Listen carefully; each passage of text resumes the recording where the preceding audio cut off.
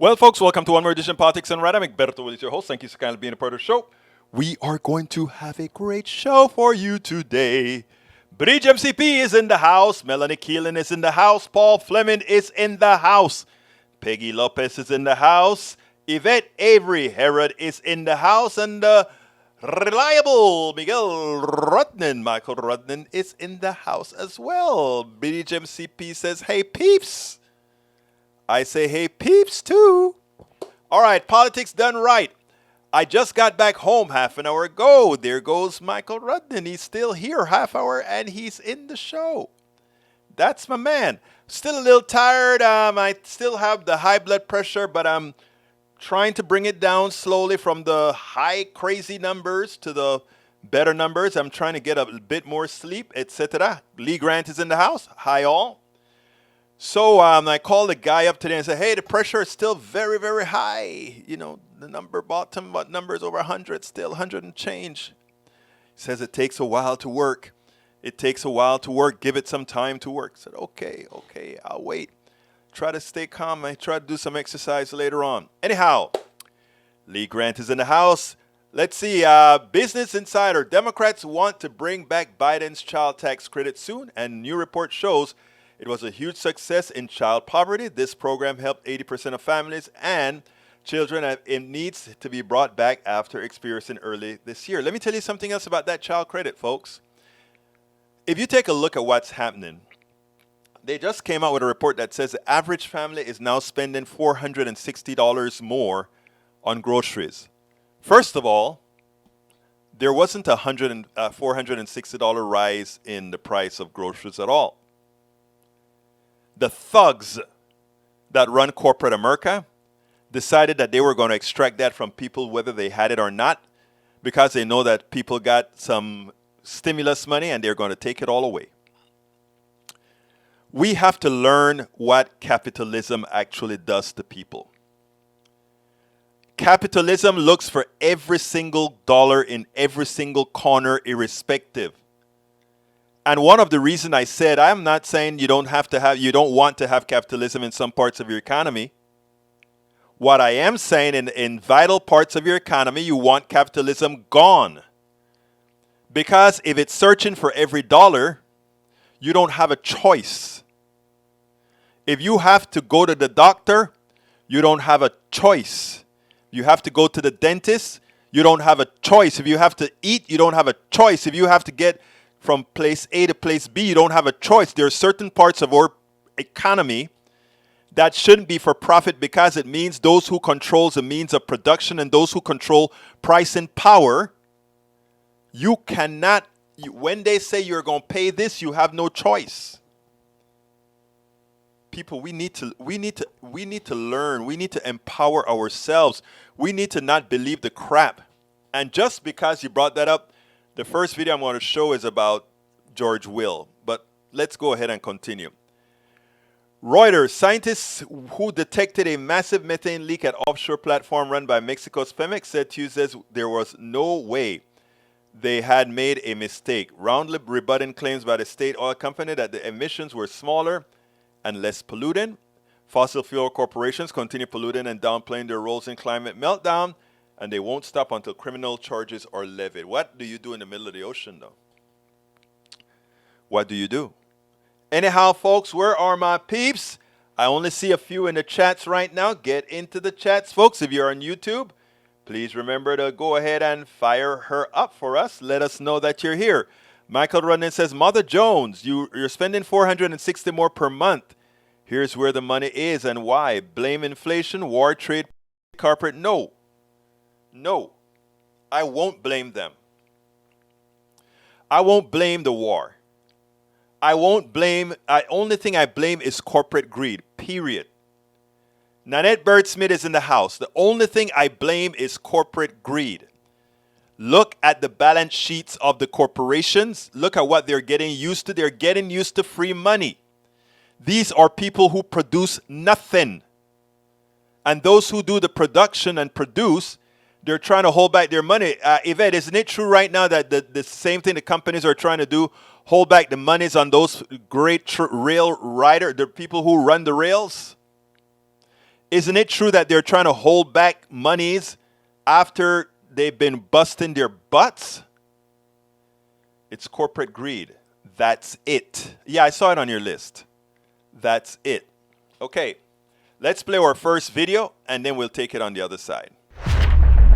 This actually was pretty surprising to me. Andrea Mitchell challenged George Will, a conservative troglodyte of the past, that these all these hosts would just go ahead and let's say whatever he wanted to say. Well, Andrea Mitchell kind of did a good job today. I mean, she could have said a few other things, but, coming from Andrea Mitchell, I thought this was wonderful. Check this out, and then we'll take it on the other side.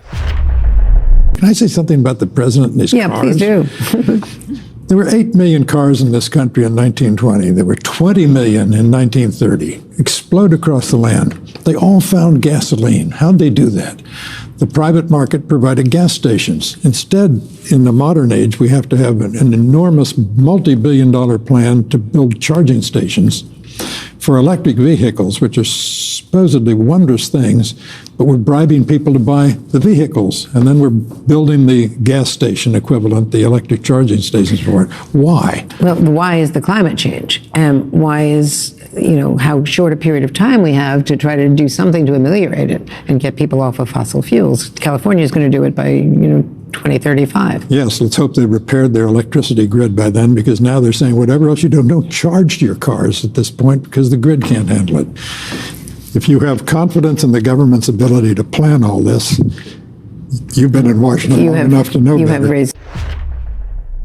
Now, it drives me crazy. First of all, she answered the question quite right.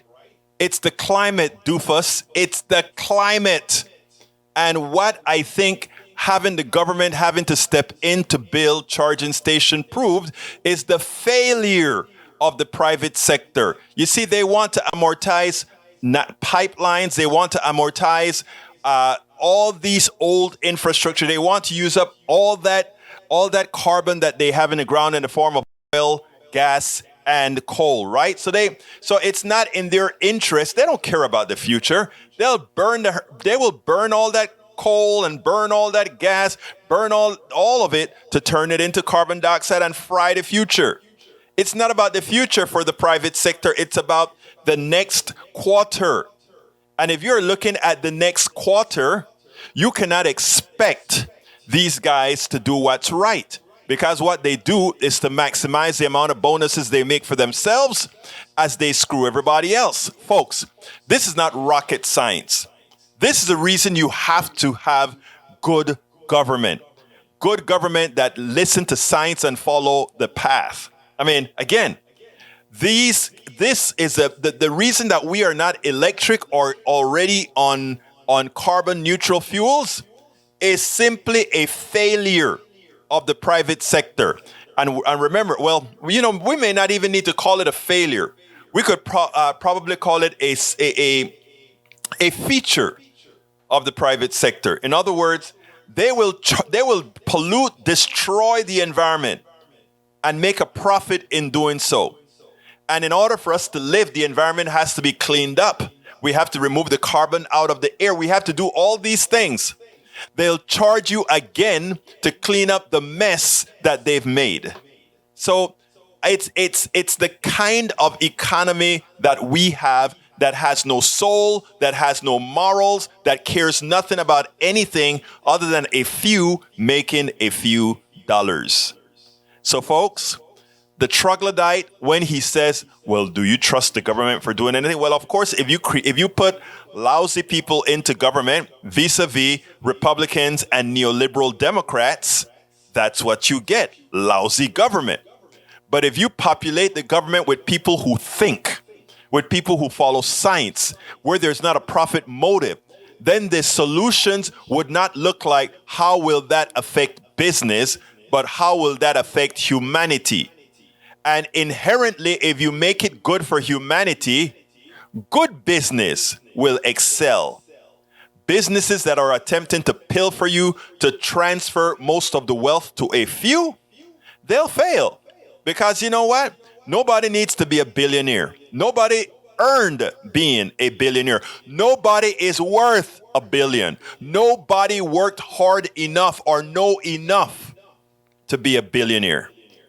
That is a fiction of our capitalist system that allows some to take advantage of the works and the worth of others. And that is what we have to understand. That is what we must understand. You see, from our inception, we go to school, we are taught to look up to these business folk. We're taught to look up to a group of folk that really do very little. I mean, if you want somebody to look up to that engineer that built that great bridge that you cross every day. You don't even know his name. Look up to that doctor that saved your kid and thousands of kids every year. You don't know their names. Look up to that electrician that made it possible for electricity to flow from the wind farms. You don't know who that is. But you know who you know. You know the CEO who is investing now in sending something to space. You know the investor. You know all the people that do the least. They call them investors. They call them well, I'm an entrepreneur, but I'm a working entrepreneur, right? Many of you are working entrepreneurs, or you work for somebody else. You are the ones who get things done. But those guys who sit up in the ivory tower and crank numbers and say, this particular division isn't making good enough, let's throw that away, let's sell it, whatever. And then the profits from that sale we keep. We have to understand the fraud that is this economic system. And when I tell you it's a fraud, I mean it's a fraud. The people that work the most, the people who do have the most worth to our society, teachers, engineers, all these guys are the ones who are least paid, the ones who are least known. We need to change that. A more egalitarian society would change that. Anyhow, Peggy Lopez says, according to Huffington Post, Ronnie Jackson wants to call President Trump, I call him President Trump, MAGA King. Whoa, what a thing. That's so funny. Okay, Bridge says, no, make it the Trump jester, the court jester. Michael says the high electricity demands are between 1 and 9 p.m. Thanks for that info. Yes, we need more renewable infrastructure. The higher the heat for accelerating global warming, the worse the heat dome events are going to get. But let me tell you better, because I missed something when I gave that little thing with George Will. You know, it's not only that we prove that the private sector failed in creating enough cars, renewable cars that use renewable energy a long time ago. They even failed with the electrical grid. They created a grid that is hard to expand. Whose fault is that again? Let me think. Private sector. I thought the private sector know all. Lee Grant, I love you, but you're wrong. George Will was completely incorrect. He showed his troglodytes nature. Yes, Egberto, my fault for splitting my comments into 3 parts. The high electricity demand happens between 1 and 9. Most people get their overnight charge. And thank you, brother. All right, I have a local story to tell because, but it has national repercussions. It's about growing I-45 in Houston. But what they did to grow I-45 meant they displaced a lot of people, and you know who it is that they generally displace. Here we go. Welcome to one more edition of Politics Done Right. Today we are honored to have Molly Cook. Molly Cook, who is she? An ER nurse, a community organizer, an advocate, you name it. She's what we always talk about needing, not only in Houston, but all throughout the country. Molly, welcome to Politics Done Right. How are you doing today? Thank you, Egberto. I'm great. How are you doing? I am doing great. Well, you know, you are working on yet another very important issue here in Houston. Stop I-45 in its current, the development in its current instantiation. Tell us a little bit about this, and why is it that you're so adamant that we need to redo this thing? Yeah, absolutely. So, you know, a lot of people know I grew up in the Woodlands, which is a northwest suburb, and freeways were ostensibly built for folks in the suburbs, for white flight, right? To make it possible for people to live outside of town, pay taxes somewhere else, but come inside of town to use the amenities and work for large companies, large employers, and things like that. And so I did not learn of the true history of highways until I was in public health school in my late 20s, and was just shocked and ashamed to find out how they were built intentionally through Black and brown communities, how they did support white flight, how they really shaped the urban landscape in a way that is not just climate unsustainable, but is also socially really wrong and unsustainable. So once I learned about that issue, care a lot about air quality, and found out that TxDOT was trying to widen I-45 from downtown to Beltway 8, 28 and a half miles of road, displacing over 1,000 homes, businesses, churches, all in Black and Hispanic communities along I-45. I was certainly motivated to jump into the race. I hope other people do, into this fight. But yeah, basically they just want to widen it. They, TxDOT, the Texas Transportation Commission and TxDOT, claim that it will relieve congestion, make things safer, and mitigate flooding. But as far as I can tell from 90 years of history across cities in the United States, none of those claims make any sense at all. And actually, this plan is very antagonistic to those goals. Now, how did this project come about? How did they decide the path that they were taking? Was it the only path they could have taken? Could they have done something else? Exactly, or was it a path of least resistance? How did this come about? Great question. So I think it's important to kind of know the history. Houston used to be a just straight up grid. It was very walkable. Reverend Caldwell with Coalition of Community Organizations stood with me on a corner of Fifth Ward and pointed to downtown and said, if you didn't have a dime for the bus, we would walk. And it would take 10 minutes to get from, thriving Lowndes Avenue to downtown on foot. And so there was a very, very powerful entrenched interest in the automobile lobby to rip up rail lines like we used to have to Galveston, close streets to people on foot and on bike, and open them to cars and make the city for cars and raise buildings and put parking lots in their place and things like that. So, this was an intentional kind of history that's behind all of these things. And so TxDOT, which used to be called the Texas Department of Highways, now Department of Transportation, just kind of keeps doing the thing, right? And then there's the concrete lobby, there's the oil and gas lobby, the automobile lobby, very powerful interest.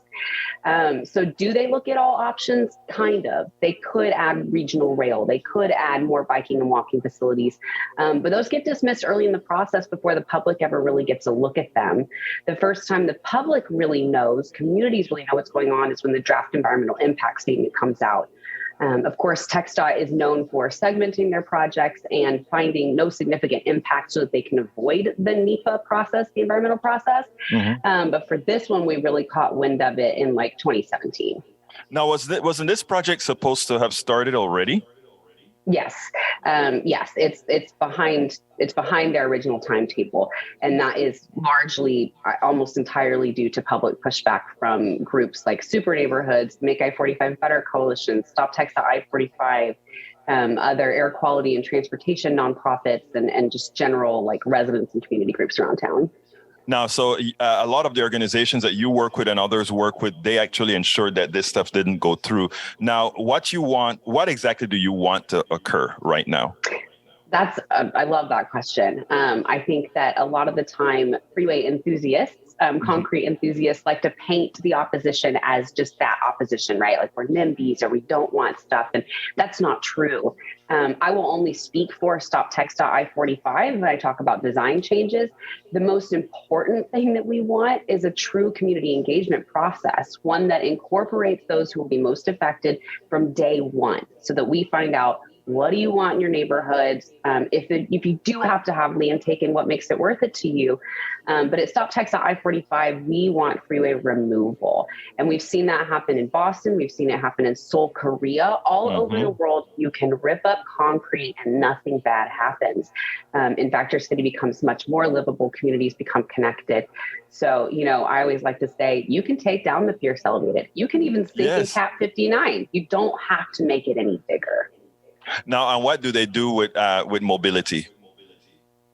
We should be doing everything we can to change the paradigm from top to bottom. Like, we need trains, we need buses. People like to talk about how Houston is not dense. What they don't realize is that lack of density is from very intentional decision making for the past 50 to 100 years. So if we can turn right now today and say we do want some density, we don't have to be New York, right? We want some increase in density. We can incentivize inward growth by using happy mediums like bus rapid transit, which is already widely supported by Metro and voters. So we have a lot of options here that we can be exploring. And I think it's always important to note active transport is ideal. You're not only not putting out carbon, you're also increasing the health of the person who's getting around town. You're making things more accessible for folks who can't drive a car, whether that's related to age or disability or whatever. And so, really investing in the bike facilities in Houston could cost $500 million or less. And that alone would take cars off the road and make a big difference. So there's really a gamut of options, but they need to start and end with communities who will be affected by them. You used a magical word in that whole long paragraph. You actually said the word voters also want it. And if voters want it, why aren't we getting it? And then the other part of your statement there was that, hey, for $500 million, we could do bicycles all over the city. And it's amazing because that doesn't only take carbon out of the air, but it makes for a healthy American, right? Yep. And a more connected society. I mean, it's just so fun for me to bike home from work and smell gardenias and see a neighbor and stop by a neighborhood association meeting on the way. It really opens up the world close to you in a way that I think Houstonians sometimes have a hard time even imagining. Just because of how it's spread out. So ultimately, Molly, how you mentioned the word voters earlier. It's for this to really occur, everybody has to be enlightened with the stuff that you're talking about, with our busy lives, with our congestion, with us having making all this effort to move. How do you really get your message across? I know you're doing it with Politics Done Right, but otherwise, how do you get your message across? Yeah, and those are messaging discussions that we have every day. I think it's important to note that at the Tuesday meeting of the Texas Transportation Commission, where they voted in the Unified Transportation Program, which is their 10-year strategic plan, we had advocates from Austin, Houston, San Antonio, Dallas, Fort Worth, Waller County, Montgomery County. I mean, people get it, right? Across the state, across diverse groups, across, whatever divides us, people understand that it's just nice to walk to the thing down the street and not have to get in your car, not have to pay maintenance fees, insurance fees. I just bought a set of tires and it was nearly $1,000. I mean, that's a big hit for a nurse, right? So I think you just kind of have to meet people where they're at.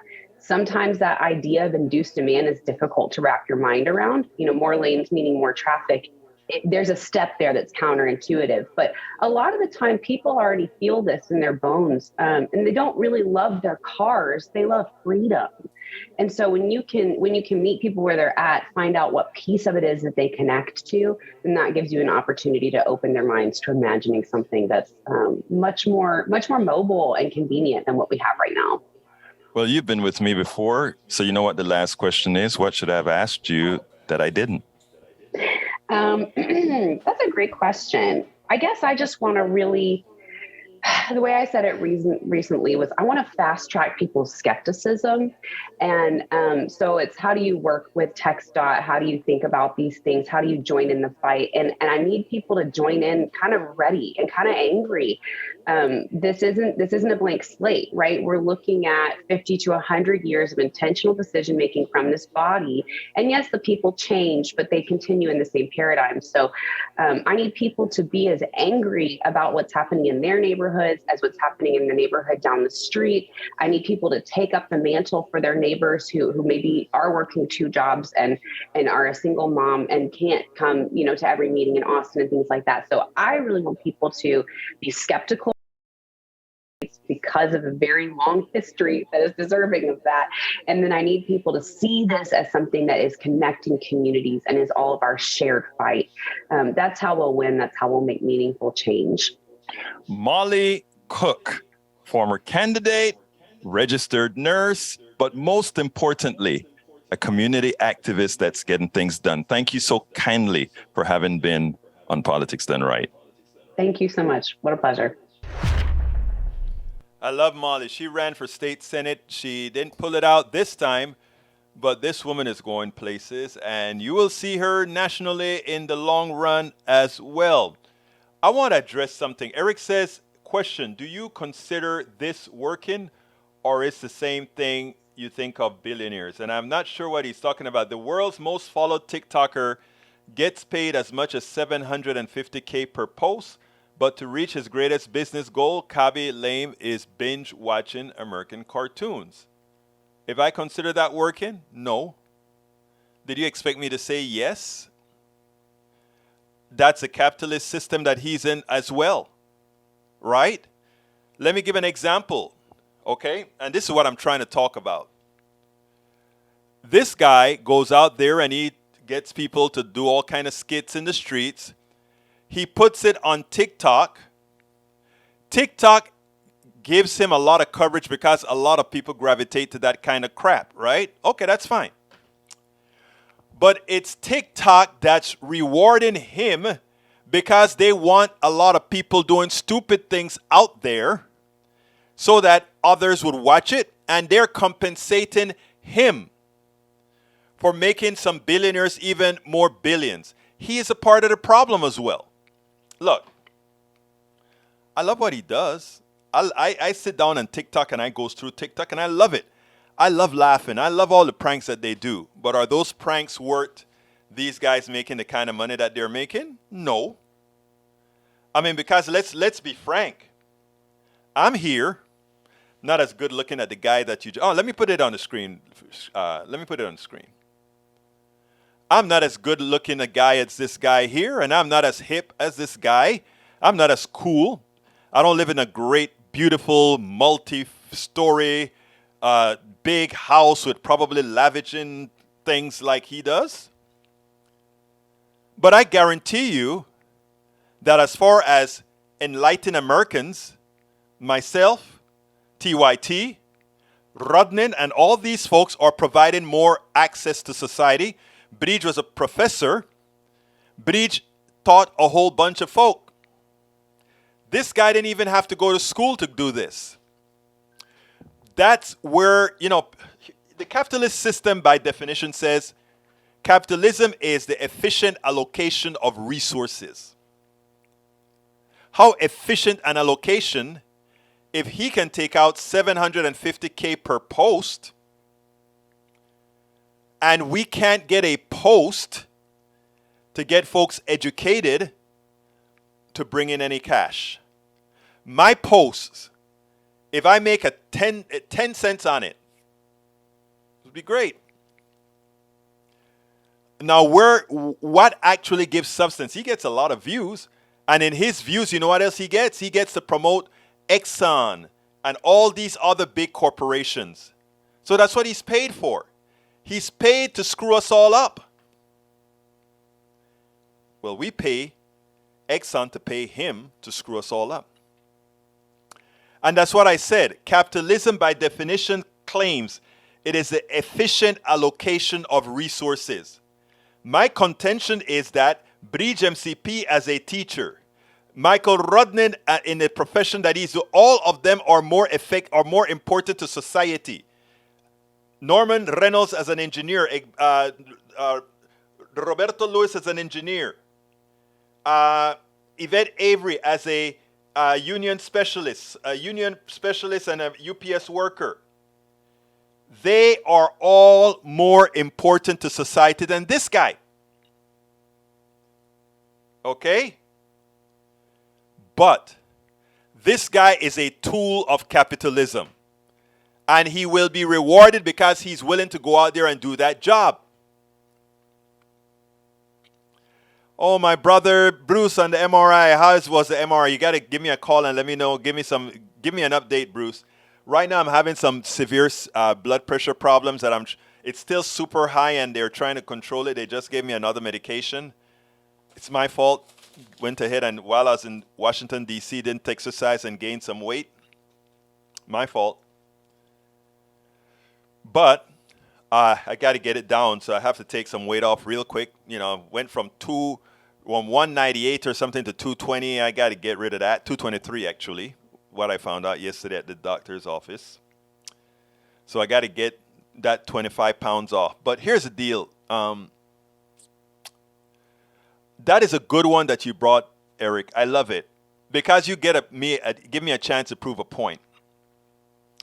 The CEO also is no different than this guy. The CEO just goes ahead and plays with people to maximize his personal income and the income of the shareholders. No different than what this guy does. So I hope you get it. Anyway, it's about that time for me to try to, since I can't make $750K on my post, I'm going to ask all of you to support me how you can to keep doing the necessary work that we need to do, as opposed to a guy like this who's making $750K, not per post. Per post. And I swear to you, this is an envy. I don't mind rich people who work for what they have. I mind rich folks who don't do a thing. Especially, when I work 16 hours a day, 7 days a week. Few days I've been getting 8 hours of sleep to try to help myself calm down. But you guys get what I mean. And it really irks you that there are people starving. There are women going to work every day to be a secretary, to be even a doctor, whatever, and they're not making that kind of cash, and they're providing so much for society. But it is our economic system that claims to be an efficient allocation of resources. Look up the definition of capitalism. That is really a poor example. He's just one of thousands of examples, right? That's all. Thousands of examples. But anyhow, folks, I love you, Breach. Yeah, I know it's also stress. You're right, baby. All right, so let's see what else we got here. Before I go for my ass. Saludos, mi gente. Roberto, great topic. Elaborate on what enterprise economic system and capitalism. I will, Lou. Let me go ahead and play my ask. Let's see. Well, I hope the PDR posse can get behind decent non-MAGA Republicans. Guess what? You present me a decent non-MAGA Republican in a conservative area, he can come on my show and I will verbally support him. But you heard the requirements. Let me go ahead and play my ask, and then I'll be right back. Politics done right depends on you to keep doing what we do. What do? We make sure to keep, number one, the internet seeded with blogs and information to counter the right and to present what progressives represent for the benefit of us all to everybody, so that it's not misread, misled by any other entity. We make sure and populate that internet with blogs, with videos, with all these other things to make sure that we are informed and to counter everything that you normally hear that are lying at the right.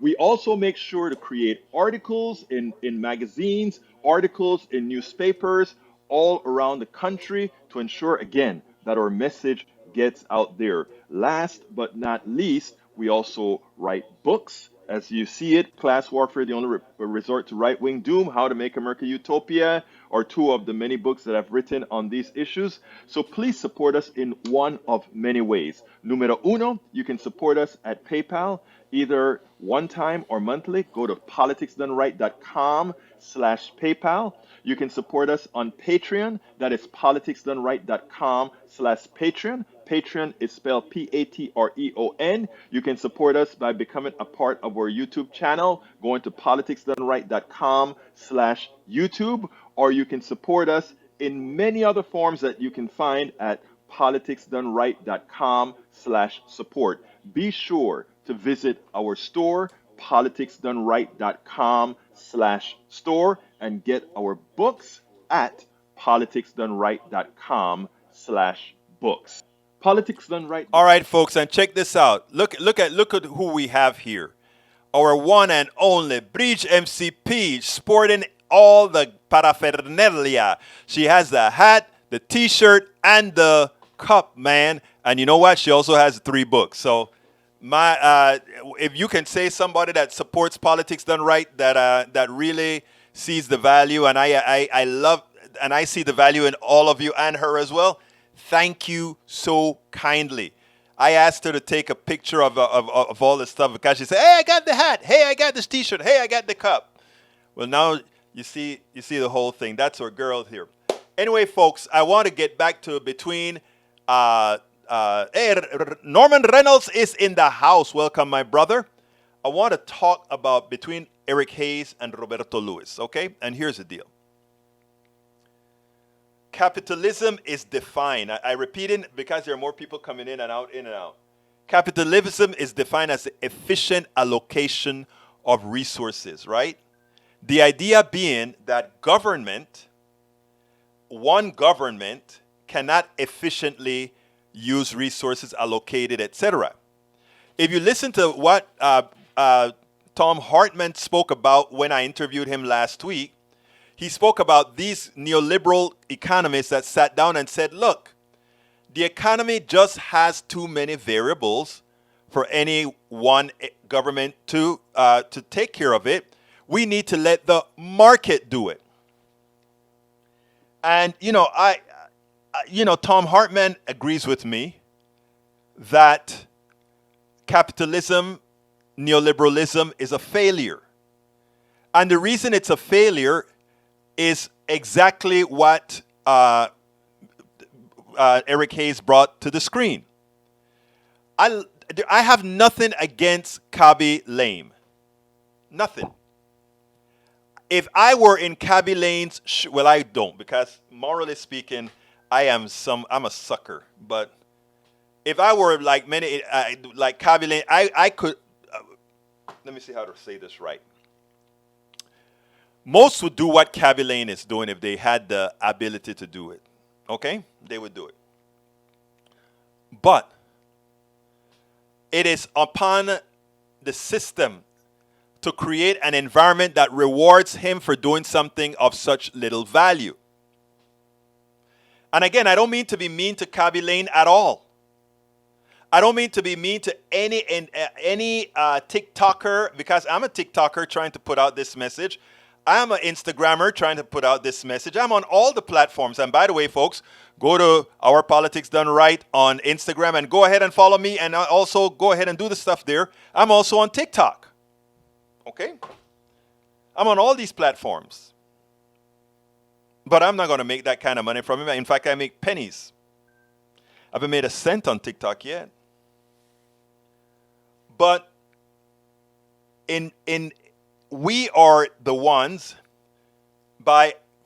we can follow him, which is good. But the corporations say, since you have the ability to attract all these people, we are going to use you as a magnet to sucker people into our products. And that's what they call them influencers do. Now, there are some influencers that are, moral. They do certain things that they know move something forward. That is where you see the political influencers. I am a political influencer in doing these kinds of things. We want to eat. We want to be able to go to the doctor, so we need to make some dollars, right? But we're not there to show a Mercedes and a big ass house, and that's not what it's all about. But our system rewards that. That woman that goes to work, she's a secretary, she's a nurse. We try to nickel and dime her. We try to take whatever we can from her. We don't allow her growth. But some Yahoo comes and says, I can fart in front of you, or I can do a skit this is the TikTok that I've been laughing at last couple of days. One guy walks in front of a group and farts. Okay. And keep their reactions. Millions of followings, of likes. I like it. But is he worth what he's going to get? No. Should he stop doing it? No. we should have an economic system that mitigates for that. A CEO should not be able to make what that CEO is making. And by the way, I'm not claiming to know how to manage it. There are a lot more intelligent people out there that can create formulas that make things more equitable. Which is what we need to do. All right, we are getting late, so I need to go to my last video.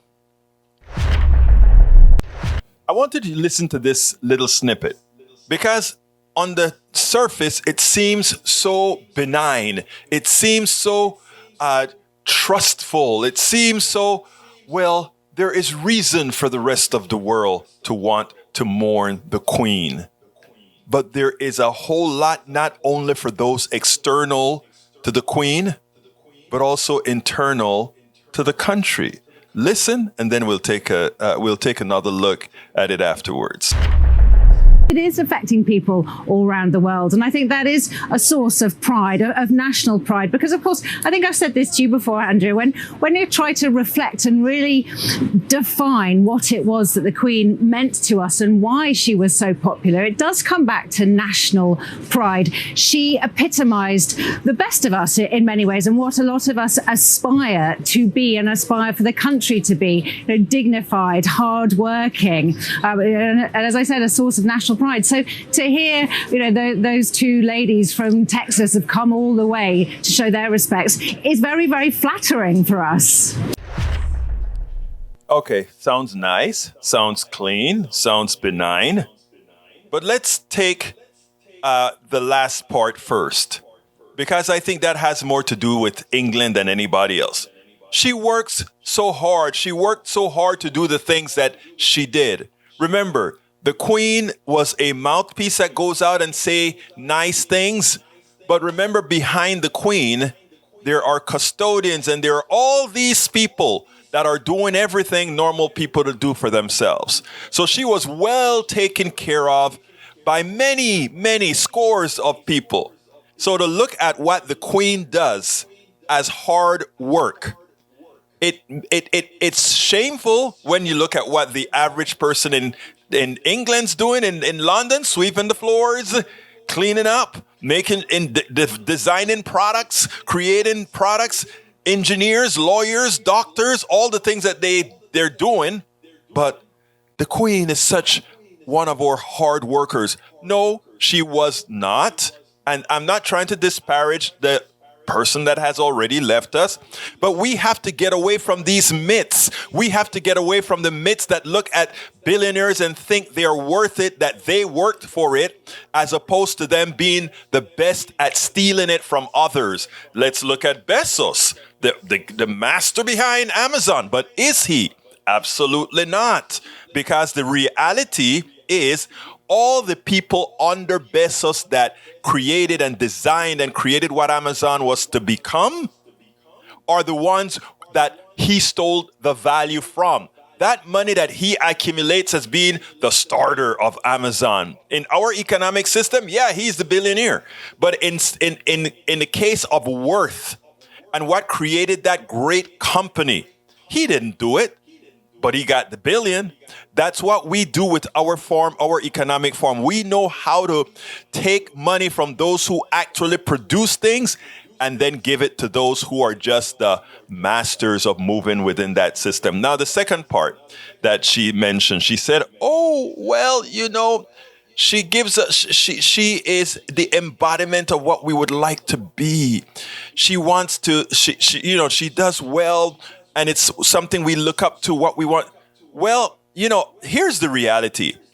She sits atop of an institution that have hurt a lot of people around the world. In fact, in colonizing most of the world at one time, the evil of extraction and enslavement and ripping and thieving is what that royalty, if the other side were writing the history, If the people who were colonized were writing the history, if the people who were enslaved were writing the history, if the people whose natural resources were ripped off were writing the history, we wouldn't be talking about the monarchy and the queen specifically being magnanimous.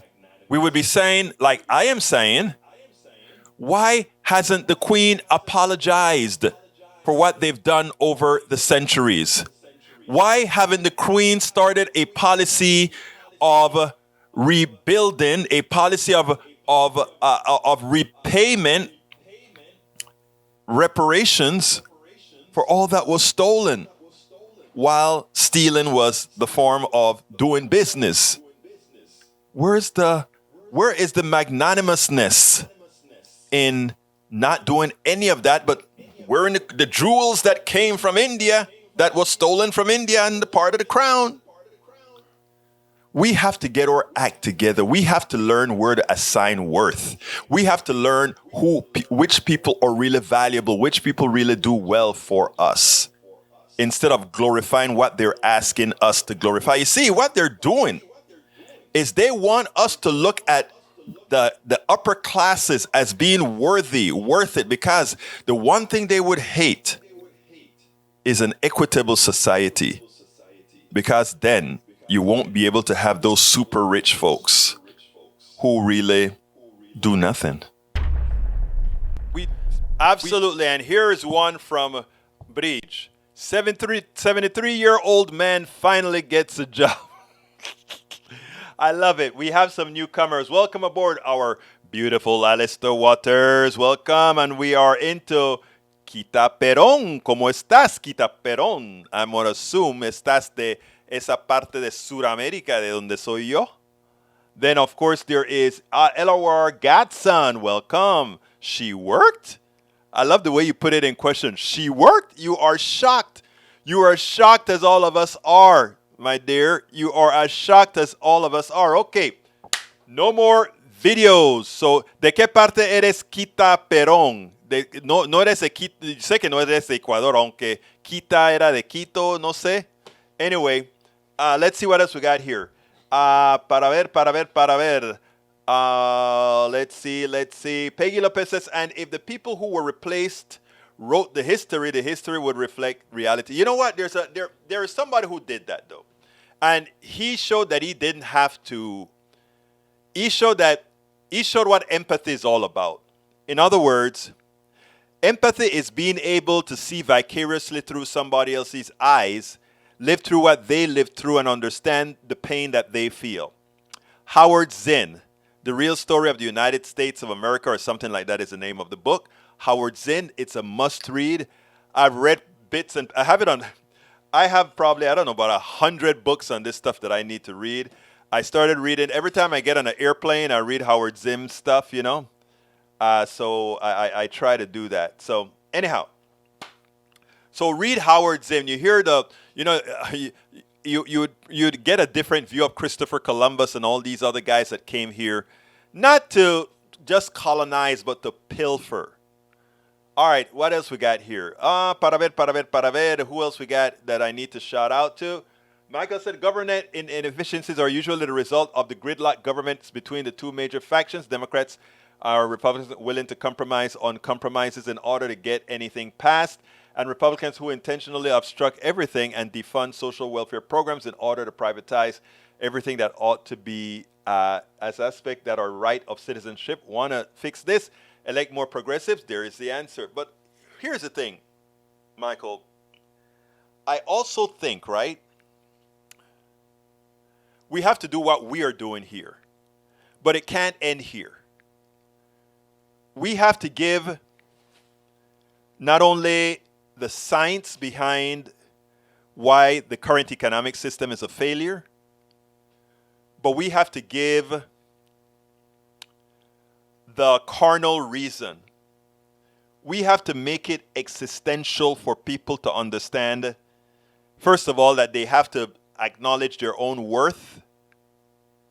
Because only when you acknowledge your worth can you go up against a Jeff Bezos. You see, if I'm in a room with Jeff Bezos, there's nothing impressive about Jeff Bezos to me. There's nothing impressive about the Queen to me. There's nothing impressive about President Obama to me. I am extremely honest, and I've been next to Obama, I've been next to quite a few. Hell, I've interviewed vice presidents, etc., etc. I never felt a feeling of, awe at all. And let me tell you why. I have a better feeling, and I swear this from the depths of my heart. When I get introduced to people doing stuff, like I went to a conference in New York. What was the town in New York again that I went to? Rhinebeck, New York. I met activists from all over, and I was in awe. These were people doing stuff. These were people trying to make the lives of other people better. I got a better feeling there than I got meeting all these politicians that I meet. There's one politician when I met Ilhan Omar, I didn't think I would have gotten the reaction that I got from Ilhan in how common a person, in other words, she hadn't gotten the political bite. You know, that stuff that says, hey, I'm a politician. That kind of a stuff. She had other people to do that for her. They had to do it for her because she couldn't on her own. Because even while we were talking on her own, you could see that mischievous young woman, mischievous Gen X. Is she a Gen X? No, mischievous Gen Zer, Gen Y. I think she's a Gen Y. I don't remember. But you could see it, right? I also saw that when I interviewed Alexandria Ocasio-Cortez, right? Now, I can't get to her because of her people, but I guarantee if I see her somewhere, we'll be able to talk. But when I meet these billion, more than awe for them, I feel disgust. Disgust that they are doing what they're doing to all of you, all of us. Daniel Ledo said the Queen may not have worked hard, but the trade-offs are harsh. She lived her life in a cage. Who devoted her life to her country? How did she devote her life to her country? The country has been a monarchy in fiction for the longest time. Prime ministers and all of that run the country. They're just there as a prop. In a cage, a lot of people would love to live in that cage, But I see what you're saying, Daniel. I honestly see what you're saying. There are trade-offs. So,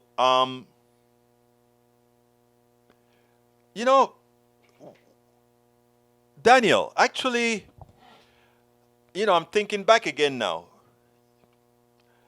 You may be right that she lived in a cage and it wasn't the easiest thing to live in a cage.